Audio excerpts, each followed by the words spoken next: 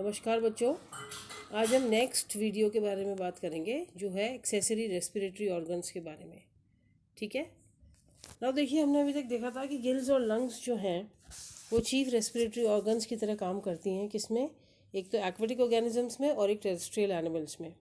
ठीक है। कुछ वर्टिब्रेट्स ऐसे होते हैं जिनके अंदर एडिशनल रेस्पिरेटरी स्ट्रक्चर्स भी होते हैं जिनको हम एक्सेसरी रेस्पिरेटरी ऑर्गन्स कहते हैं। ओके। तो गिल्स और लंग्स तो हैं ही, लेकिन इनके अलावा भी कुछ ऑर्गेनिजम्स ऐसे हैं जिनके अंदर accessory respiratory additional respiratory structures होते हैं। मतलब उनके अलावा, ऐसा नहीं कि सिर्फ वही होते हैं। गिल्स के अलावा और लंग्स के अलावा कुछ एक्सेसरी रेस्पिरेटरी स्ट्रक्चर्स भी होते हैं। ठीक है ना, जो कि एक्सेसरी रेस्पिरेटरी ऑर्गन्स कहलाते हैं। तो इसमें सबसे इंपॉर्टेंट जो स्ट्रक्चर है वो है योक सैक। ये एम्ब्रियोनिक डेवलपमेंट के समय पर कई सारे वर्टिब्रेट्स में देखा जाता है, और during embryonic development in many vertebrates जो वाइटलाइन सर्कुलेशन है योक सैक का, वो योक को एब्जॉर्ब करने के अलावा एक रेस्पिरेटरी सरफेस और गैसियस एक्सचेंज में भी पार्टिसिपेट करने का काम करता है। ठीक है। तो एम्ब्रियोनिक डेवलपमेंट के समय पर हमने क्या देखा, यहाँ पे कुछ वर्टिब्रेट्स में जो वाइटलाइन सर्कुलेशन है वो योक सैक में वाइटलाइन सर्कुलेशन या वाइटलाइन ब्लड वेसल्स जो होते हैं वो क्या करते हैं, योग को एब्जॉर्ब करने के अलावा नरिशमेंट के लिए योग का एब्जॉर्प्शन तो उनका प्राइमरी फंक्शन है ही, लेकिन इनके साथ साथ ये रेस्पिरेटरी सरफेस की तरह भी काम करते हैं और गैसेस एक्सचेंज में हेल्प करते हैं। ठीक है। जो ओवोविविपेरस एनिमल्स हैं जैसे शार्क्स हैं, जो कि एग्स भी देती हैं और विविपेरस यानी कि यंग वन को भी ले करती हैं, मतलब यंग वन भी पैदा करती हैं और एग्स भी दे सकती हैं। उनमें जो ब्लड वेसल्स होते हैं योक सैक के, they lie in close contact with the highly vascular lining of the uterus. Uterus की जो हाईली वेस्कुलर लाइनिंग है उसके क्लोज कॉन्टैक्ट में होते हैं। किसके? ब्लड वेसल्स योक सैक के। यानी जो वाइटलाइन ब्लड वेसल्स हैं वो यूट्रस के बिल्कुल क्लोज कॉन्टैक्ट में होते हैं और इसलिए ये गैसेस एक्सचेंज में हेल्प करते हैं। ठीक है। जो योक सैक प्लासेंटा है मार्सुपियल्स का, that also serves as a respiratory organ. तो योक सैक में आपने देख लिया कि एम्ब्रियोनिक डेवलपमेंट के टाइम पर ये नरिशमेंट ऑफ योग का काम तो करता है, नरिशमेंट का काम तो करता ही है एम्ब्रियो के by absorbing yolk, but it also acts as a respiratory organ and helps in gases exchange. और इसका जो एग्जांपल है वो ओवोविविपेरस शार्क्स में हम देखते हैं, जहाँ पे जो इसके ब्लड वेसल्स हैं they are lying very closely to the vascular lining of the uterus and therefore they help in gases exchange. Yolk sac placenta जो मार्सुपियल्स का है that also acts as a respiratory organ. Now second जो allantoic membrane है, yolk sac का तो हमने देख लिया, ये एम्ब्रियोनिक मेम्ब्रेन है, extra embryonic membrane. Now the next extra embryonic membrane which also helps in respiration is the allantois. Allantois जो है, जो कि एमनियोट्स में दिखाई देती है, यानी कि रेप्टाइल्स, बर्ड्स और मैमल्स में जिनके अंदर एमनियोटिक मेम्ब्रेन है उनके अंदर। ठीक है। That also during embryonic development is highly vascularised. मतलब इसमें जो एलेंटॉइक ब्लड वेसल्स पाए जाते हैं, बहुत सारे ब्लड वेसल्स, एलेंटॉइक ब्लड वेसल्स पाए जाते हैं, पतले पतले, बिल्कुल बारीक, माइन्यूट। सो एम्ब्रियोनिक डेवलपमेंट में ये हाईली वेस्कुलराइज हो जाती है, और इस because when something becomes highly vascularized that means gases exchange can easily take place through that. तो एम्ब्रियोनिक लाइफ में इसके भी थ्रू गैसेस एक्सचेंज आसानी से होता है, बिकॉज एलेंटॉइक ब्लड वेसल्स बहुत सारे इसमें अपीयर हो जाते हैं। तो जो एलेंटॉइज है that is basically helpful at the time of embryonic development because it is lost at birth. जैसे ही पैदा होता है एनिमल, उसी समय पर ये एलेंटॉइज जो है that is lost, therefore it can not help in the respiratory, it can not act as a respiratory organ in after birth. पर बर्थ से पहले during embryonic development it very well helps in the accessory respiration, or it acts as a accessory respiratory organ. Now the third very important accessory respiratory organ is the skin. कुछ fishes ऐसी हैं जिनमें gills के साथ साथ skin जो है that also participates in respiration. Gills तो है ही उनका बेसिक स्ट्रक्चर जो रेस्पिरेशन में हेल्प करता है या जो रेस्पिरेटरी ऑर्गन है, लेकिन इनके साथ साथ कई फिशेज में स्किन जो है that also participates in respiration.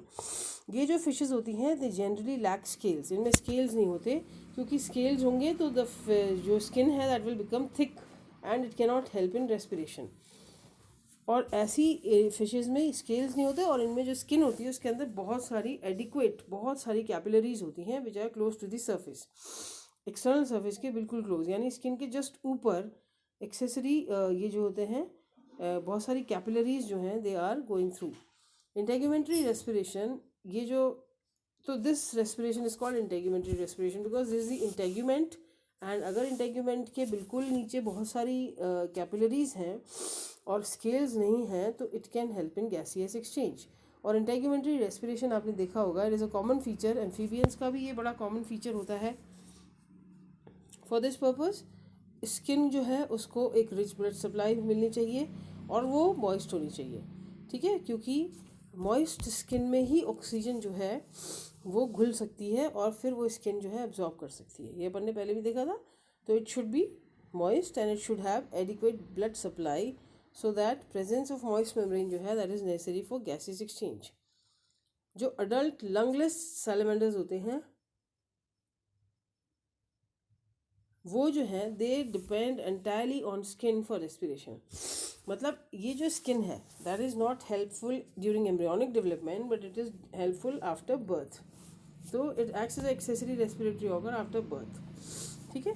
और अडल्ट लंगलेस सैलमेंडर्स तो ऐसे हैं जो कि पूरे की पूरी तरह से स्किन पर ही निर्भर हैं रेस्पिरेशन के लिए, ठीक है।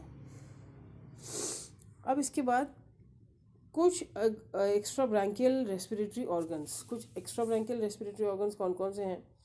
कुछ फिशेज ऐसी होती हैं जिनमें वेस्कुलराइज्ड आउटग्रोथ्स होती हैं which develop from the branchial chamber and bring about respiration. मतलब इनमें कुछ ऐसी वेस्कुलराइज यानी बिल्कुल thin and richly supplied with blood capillaries जो सरफेस होते हैं, जो आउटग्रोथ्स हैं, उनको हम वेस्कुलराइज्ड आउटग्रोथ कहते हैं। And these outgrowths they develop from the branchial chamber and they bring about respiration, ठीक है। अब हम इसका कई सारी फिशेस में ये पाया जाता है, जैसे एनाबास है, एनाबास स्कैंडेंस में जो, जिसको हम इंडियन क्लाइंबिंग पर्च भी कहते हैं, that possesses air chambers above the gills, और इनके अंदर 3 कंसेंट्रिकली फोल्डेड बोनी लैमिने होते हैं जिनको हम लैब्रिन्थिफॉर्म ऑर्गन्स कहते हैं, ठीक है। Having vascularized mucous membrane covering and act as accessory respiratory organ, okay. तो ये एक्स्ट्रा ब्रैंकियल रेस्पिरेटरी ऑर्गन्स हैं जो कि ब्रैंकियल चैम्बर से डेवलप्ड हैं, हाईली वेस्कुलराइज्ड हैं और ये हेल्प करते हैं रेस्पिरेशन में, और इनको हम लैब्रिन्थिन ऑर्गन्स भी कहते हैं। कुछ एनिमल्स ऐसे हैं जिनके अंदर इंटेस्टाइनल लाइनिंग जो है दैट हेल्प्स इन रेस्पिरेशन। तो इंटेस्टाइनल लाइनिंग जो है जहाँ पर हेल्प करती है रेस्पिरेशन में, वो कौन से एनिमल्स हैं? ये एयर ब्रीदिंग फिशेस होती हैं जिनमें जो बकल और फेरेंजियल लाइनिंग है वो थिन होती है, हाईली वेस्कुलराइज्ड होती है और हेल्पफुल इन रेस्पिरेशन होती है, ठीक है। एयर ब्रीदिंग फिशेस में कहाँ से? बकल और फेरेंजियल लाइनिंग जो है वो बहुत ही पतली और हाईली वेस्कुलर होती है, richly supplied with blood capillaries होती है, therefore it helps in respiration. कुछ टेलियोस्ट्स ऐसे हैं जो स्वेलो करते हैं एयर बबल्स को और एक्सट्रैक्ट कर लेते हैं उसमें से oxygen from them in the stomach और द इंटेस्टाइन। तो यहाँ पर देखिए आप, इंटेस्टाइनल लाइनिंग भी रेस्पिरेटरी ऑर्गन की तरह काम कर रही है because these teleosts they swallow air bubbles, ये एयर बबल्स को गटक लेते हैं और उसके बाद उसमें एयर बबल्स में जितनी ऑक्सीजन है उसको एक्सट्रैक्ट कर लेते हैं अपनी स्टमक और इंटेस्टाइन में, ठीक है। कुछ सेमी एक्वेटिक और एक्वेटिक एम्फीबियंस ऐसे हैं जिनमें ओरल कैविटी और फेरिंग्स जो है that participate in gaseous exchange, ठीक है। कुछ सेमी एक्वेटिक और एक्वेटिक एम्फीबियंस में oral cavity and the pharynx they also help in respiration, they participate in gaseous exchange because the membrane is very thin.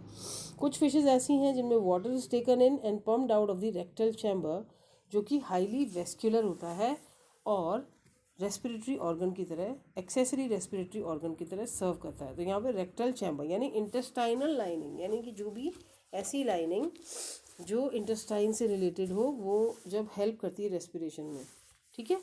Now कुछ fishes ऐसी हैं जिसमें cloacal bladders पाए जाते हैं।